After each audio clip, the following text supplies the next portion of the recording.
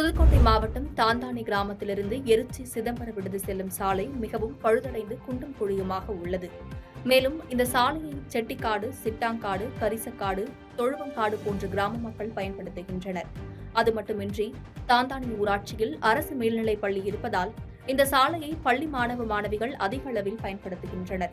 இதுகுறித்து தாந்தானி ஊராட்சி மன்ற தலைவர் சிவமையநாதன் கூறுகையில், இந்த சாலை போடப்பட்டு 10 ஆண்டுகளுக்கு மேலாகிவிட்டதால் இப்பகுதியில் சிறிய மழை பெய்தாலும் நீர் தேங்கி இவ்வழியாக செல்ல முடியாத நிலை உள்ளது.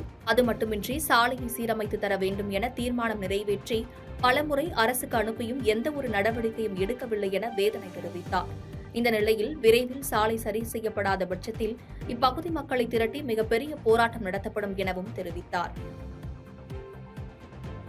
பாதகம் செய்பவரை கண்டால் நாம் பயங்கொள்ளலாகாது பாப்பா, மோதி மிதித்து விடு பாப்பா, அவர் முகத்தில் உமிழ்ந்து விடு பாப்பா.